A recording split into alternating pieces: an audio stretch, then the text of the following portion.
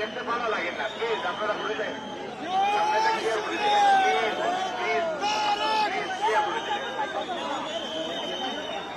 আগামী দিন আমরা এত বড় একটা মিটিং করতাম।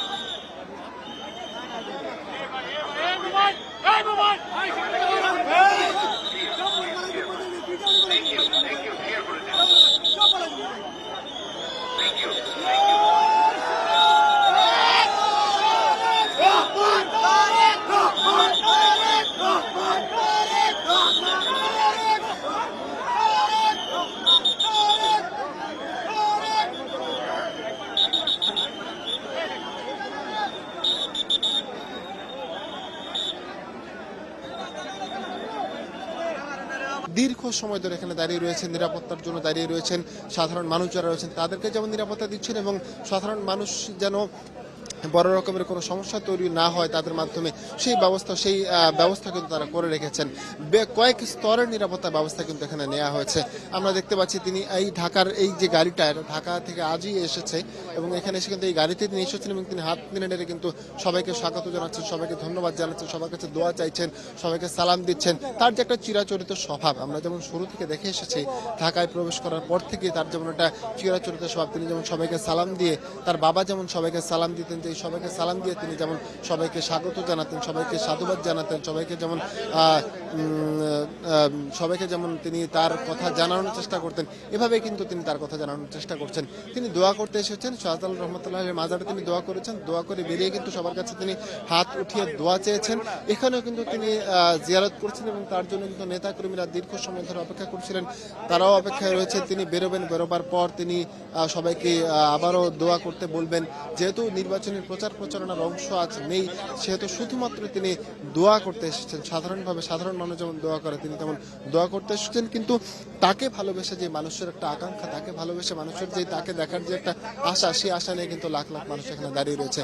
আমি নিশ্চয়ই দেখাতে পারছি আমার ক্যামেরার মাধ্যমে যে আসলে মানুষের যে একটা স্রোত এখানে নেমেছে, এই স্রোত কিন্তু নিয়ন্ত্রণ করা কিন্তু এই যে আইন শৃঙ্খলা রক্ষাকারী বাহিনী তাদের পক্ষে কিন্তু মোটামুটি কষ্টসাধ্য হয়ে যাচ্ছে। অর্থাৎ বুঝতে পারছেন যে তারেক রহমান জ্বর কিন্তু পুরো সিলেট জুড়ে কিন্তু বয়ে গেছে।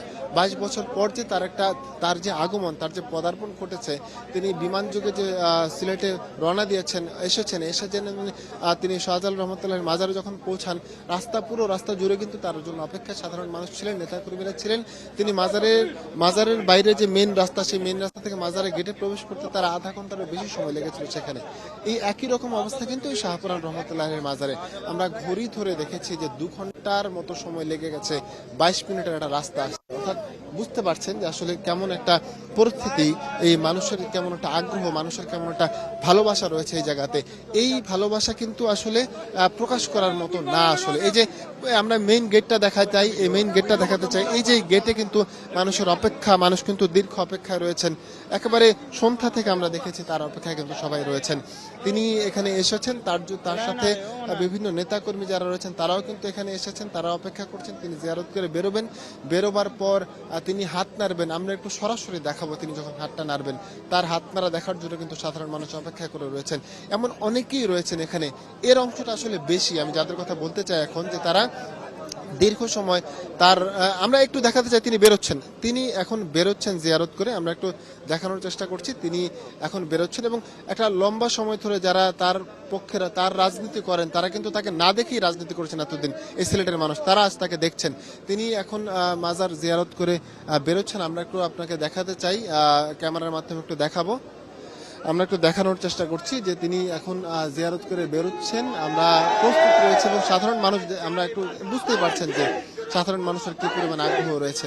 তো এই আগ্রহ কিন্তু রয়েছে। আমরা একটু দেখাই, নিশ্চয়ই আপনারা দেখতে পাচ্ছেন আমাদের ক্যামেরার মাধ্যমে, সাধারণ মানুষও নিশ্চয়ই বিষয়টা দেখতে পাচ্ছে যে আসলে তার অপেক্ষায় যে মানুষ রয়েছে এবং তিনি মাজার জিয়ারত করে যে বেরোচ্ছেন, বেরোবার পথে রয়েছেন। এখন একটু ক্যামেরার মাধ্যমে দেখাতে পাচ্ছি নিশ্চয়ই আমরা।